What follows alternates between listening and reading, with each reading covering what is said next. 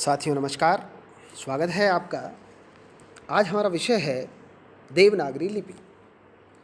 विद्यार्थियों, हम देवनागरी लिपि पर चर्चा करें उससे पहले हम लिपि का अर्थ थोड़ा सा जान लें।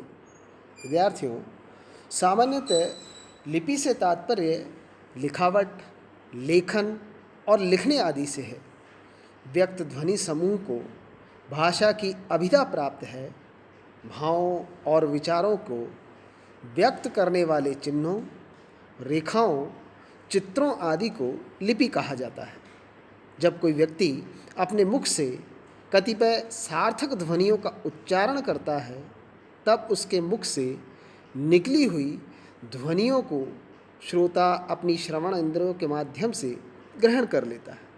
यदि श्रोता वक्ता के समक्ष उपस्थित न हो तो वक्ता के मुख से निकली हुई ध्वनियों के द्वारा अभिव्यक्त भावों और विचारों को श्रोता या पाठक तक पहुंचाना या तो लिपि के माध्यम से संभव है या फिर उन ध्वनियों को सुनकर दूसरे को सुनाकर ही काम चलाया जा सकता है।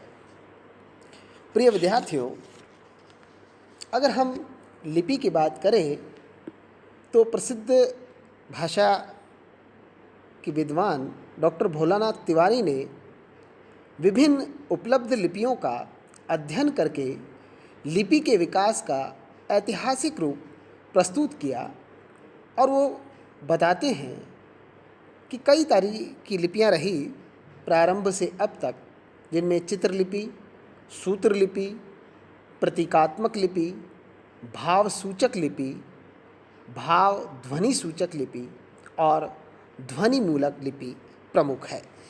विद्यार्थियों, ये तो बात रही लिपि की। अब हम बात करें देवनागरी लिपि। किस देवनागरी लिपि का विकास किस प्रकार से हुआ। प्रिय विद्यार्थियों, जैसा आपके समक्ष प्रस्तुत है कि प्राचीन भारतीय लिपियों में प्राय 3 लिपियों का व्यवहार होता था। वो कौन सी है? पहला सिंधु घाटी लिपि, दूसरी ब्रह्मी लिपि तथा तीसरी खरोष्टी लिपि। विद्यार्थियों, देवनागरी लिपि का मूल संबंध भारत की प्राचीनतम राष्ट्रीय लिपि ब्रह्मी से है। विद्यार्थियों, प्राचीन काल में भारत में ब्रह्मी और खरोष्टी नामक 2 लिपियां पहले से प्रचलित थी। इनमें से ब्रह्मी एक प्रकार से राष्ट्रीय लिपि थी। इसका प्रचार पश्चिमोत्तर प्रदेश को छोड़कर शेष समस्त भारत में था। देवनागरी लिपि की भांति यह भी बाईं ओर से दाईं ओर जाती थी। पश्चिमोत्तर प्रदेश में खरोष्टी लिपि का प्रचार था और वह आधुनिक उर्दू लिपि की भांति दाहिनी ओर से बाईं ओर लिखी जाती थी। यह निश्चित है कि खरोष्टी लिपि आर्य लिपि नहीं है। विद्यार्थियों, ब्रह्मी लिपि का प्रचार लगभग 350 ईस्वी तक रहा। इस समय तक उत्तर और दक्षिण भारत की लिपि में पर्याप्त अंतर आ गया था। इसी क्रम में हम आगे बढ़ें तो विद्यार्थियों, 4वीं शताब्दी के लगभग उत्तर की प्रचलित शैली का नाम गुप्त लिपि रखा गया। गुप्त लिपि के विकसित रूप का कल्पित नाम कुटिल लिपि रखा गया। इसका प्रचार उत्तर भारत में 6वीं से 9वीं शताब्दी तक रहा। अक्षरों तथा स्वरों की कुटिल आकृतियों के कारण ही यह लिपि कुटिल लिपि कही जाने लगी। इस काल के शिलालेख तथा दान पत्र आदि इसी लिपि में हैं। प्राचीन नागरी की पूर्वी शाखा से 10वीं शताब्दी के लगभग प्राचीन बंगला लिपि निकली, जिसके आधुनिक परिवर्तित रूप बंगला, मैथिली, उड़िया तथा नेपाली लिपियों के रूप में प्रचलित हैं। विद्यार्थियों, प्राचीन नागरी से ही गुजराती, कैथी तथा महाजनी आदि उत्तर भारत की अन्य लिपियां भी विकसित हुई हैं। विद्यार्थियों, हम बात कर रहे थे शारदा लिपि से, तो ये भी आपको ज्ञात होना चाहिए कि शारदा लिपि से वर्तमान कश्मीरी, टकारी तथा गुरुमुखी लिपियां निकली हैं। कहने का तात्पर्य यह है कि 7वीं शताब्दी के निकट उत्तर भारत की गुप्त ब्रह्मी लिपि 3 प्रमुख रूपों में विकसित हुई, जो आपके समक्ष प्रस्तुत है। पहली शारदा लिपि, दूसरी कुटिल लिपि और तीसरी नागरी लिपि। विद्यार्थियों, ये तीनों लिपियाँ आधुनिक उत्तर भारतीय लिपियों की जननी हैं और इनमें भी प्राचीन नागरी लिपि के विकसित होने पर इसके पश्चिमी रूप से आधुनिक नागरी या जिसे हम देवनागरी लिपि कहते हैं, इस लिपि का प्रादुर्भाव हुआ। विद्यार्थियों, थोड़ी सी हम चर्चा करने के बाद इसके नामकरण पर भी चर्चा करें। विद्यार्थियों, गुजराती, महाजनी, राजस्थानी तथा महाराष्ट्रीय लिपियां भी इसी के द्वारा प्रस्तुत हुई है। इसी के पूरी रूप में कैथी, मैथिली तथा बंगला आदि लिपियों का उद्भव हुआ है। इस प्राचीन नागरी का प्रचार प्रसार 16वीं शताब्दी तक पाया जाता है। देवनागरी लिपि के विषय में डॉक्टर उदय नारायण तिवारी ने लिखा है कि प्राचीन काल में पश्चिमी उत्तर प्रदेश, गुजरात, राजस्थान तथा महाराष्ट्र में इसका प्रचार एवं प्रसार था। मध्य देश की लिपि होने के कारण देवनागरी अत्यंत महत्वपूर्ण लिपि है। इसमें लिखित सबसे प्राचीन लेख 7वीं-8वीं शताब्दी के हैं। 11वीं शताब्दी तक यह लिपि पूर्णतया मान्यता प्राप्त कर चुकी थी और उत्तर भारत में सर्वत्र इसका बोलबाला था।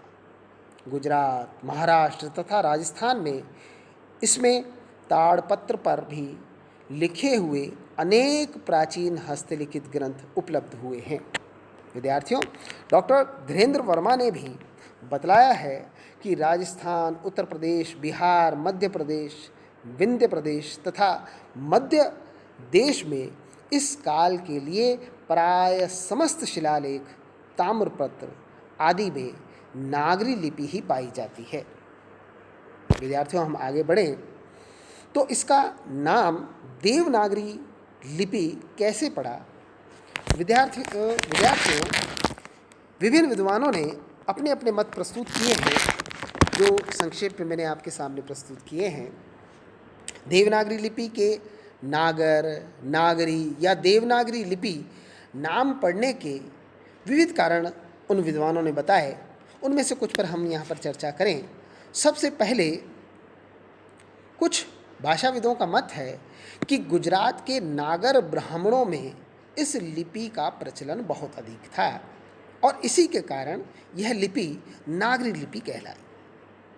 दूसरा मत जो विद्वानों ने दिया कि नगरों से संबंधित। विद्यार्थियों, कुछ लोग इसका संबंध नगर से जोड़ते हैं, अर्थात नगरों में प्रचलित होने के कारण यह लिपि नागरी लिपि कहलाई। और दूसरा मत देव भाषा संस्कृत से संबद्ध। कुछ विद्वान, जिनमें डॉक्टर उदय नारायण तिवारी का मत बड़ा महत्वपूर्ण है, और वो लिखते हैं चूँकि देव भाषा संस्कृत के लिखने के लिए भी इसका प्रयोग किया गया, अतः इसे देवनागरी नाम से अभिहित किया गया। विद्यार्थियों, ध्यान देने की बात यह है कि डॉक्टर तिवारी का यह तर्क अत्यंत प्रबल और सार्थक है।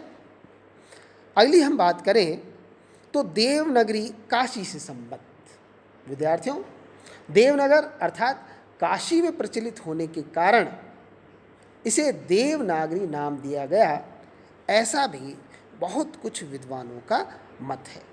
इसके अतिरिक्त एक मत और यह भी है कि इस लिपि को दक्षिण भारत में नंदी नागरी होने के कारण इसका संबंध किसी नंदी नगर नामक राजधानी से जोड़कर इस लिपि का नाम देवनागरी लिखा गया। इसके अतिरिक्त भी विद्यार्थियों कुछ अन्य कारण हैं, जैसे कुछ विद्वानों का विचार है कि नागरी का उद्भव बौद्ध ग्रंथ ललित विस्तर की नाग लिपि से है, किंतु डॉक्टर L.T. बार्नेट के मतानुसार नाग लिपि तथा नागरी में कोई संबंध नहीं है। इसके अलावा कुछ विद्वानों की यह धारणा है कि तांत्रिक यंत्रों में बनने वाले चिन्ह देवनगर से मिलते जुलते अक्षरों के कारण इस लिपि को देवनागरी कहा गया। विद्यार्थियों, इस मत के प्रतिपादक हैं श्री श्याम शास्त्री और इसका समर्थन किया है ओझा जी जैसे लिपि विशेषज्ञों ने। ओझा जी ने अपनी पुस्तक प्राचीन लिपि माला में लिखा है कि तांत्रिक समय में नागरी लिपि नाम प्रचलित था। यह भी एक मत है। विद्यार्थियों, इन समस्त मतों और धारणाओं पर विचार करते हुए डॉक्टर भोलानाथ तिवारी कहते हैं कि ये मत कोरे अनुमान पर आधारित हैं, अतः किसी को भी बहुत प्रमाणिक नहीं माना जा सकता। यों दूसरा मत विद्वानों को अधिक मान्य है। दूसरा मत मतलब नगरों से संबंध, क्योंकि इसका प्रयोग नगरों में बहुत ज़्यादा होता था। किंतु एक बात और भी गौर करने की है विद्यार्थियों, इन्होंने भोलानाथ तिवारी ने डॉक्टर उदय नारायण तिवारी के मत का उल्लेख नहीं किया।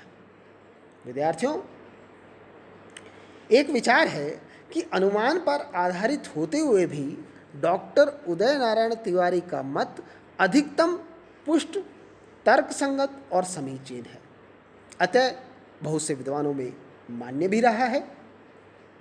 जो भी हो, डॉक्टर उदय नारायण तिवारी के ही शब्दों में नागरी का मूल अर्थ क्या है यह निश्चित रूप से कहना कठिन है।